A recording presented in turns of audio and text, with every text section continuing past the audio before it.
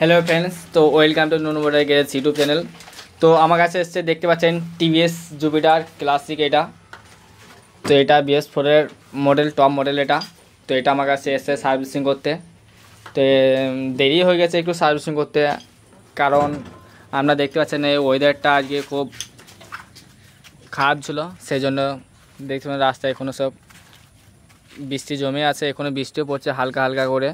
তো সেই জন্য আপনার এই গাড়িটা একটু সার্ভিসিং করতে দেরি হয়ে গেছে। তো কাস্টমার আমার কাছে এসেছিলো, বলছিল 4টের সময় গাড়িটা আমার লাগবে, ইমার্জেন্সি দরকার। সেই জন্য কাস্টমার এসে একবার ঘুরে গিয়েছে। তো গাড়িটা খুব দুঃখিত যে আজ ওয়েদারের হিসাবে আপনার গাড়িটা ঠিক করা যায়নি। তো এই গাড়িটা আবার ঠিক করতে লেগেছে, দেখতে পাচ্ছেন মিস্ত্রি লেগেছে আমার। এখানে একটা মিস্ত্রি মিস্টার, আর এটা আমার এই ছেলেটা হাসান, এটা আমার লেবার, আর এখানে আমার নতুন এই ছেলেটা লেবার। দেখতে পাচ্ছেন 3জন লেগে গেছে আমার এই গাড়িটা ছাড়তে।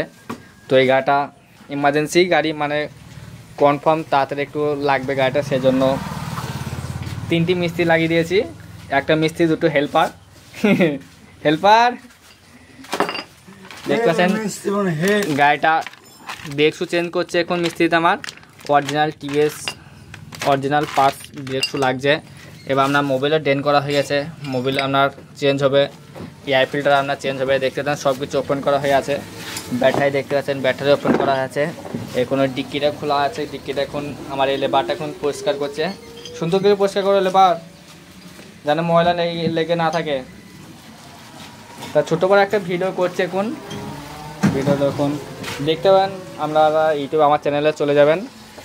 তো আমার এই ভিডিও দেখতে পাবেন স্কুটির সার্ভিসিং কি করে করা যায়।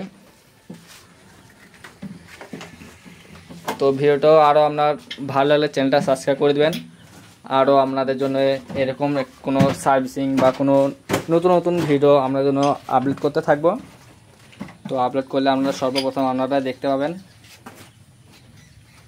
এই এয়ার ফিল্টার আপনার স্কুটিতে লেগেছিল, আপনার এয়ার ফিল্টার কম করে আপনার এটা আপনার 6-7 হাজার কিলোমিটার চালানোর পর এয়ার ফিল্টার চেঞ্জ হচ্ছে। তো দেখতে পাচ্ছেন কত ধুলো, দেখতে পাচ্ছেন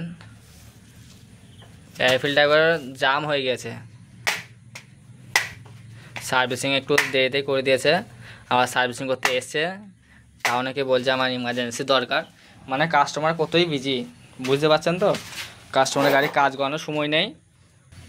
তো গাড়িটা এবার আপনার সব খোলা রয়েছে, এবার গাড়িটা আপনার ওয়াশ করা হবে আপনার ভিতর থেকে। তো গাড়িটা সুন্দর করে ক্লিন করার পর আমরা গাড়িটা আবার নতুন করে কাজ করতে শুরু করব। তো দেখতে পাচ্ছেন ধুলা মেশিন ওনার বার করে দিয়েছে আমার লেবারে, লেবার।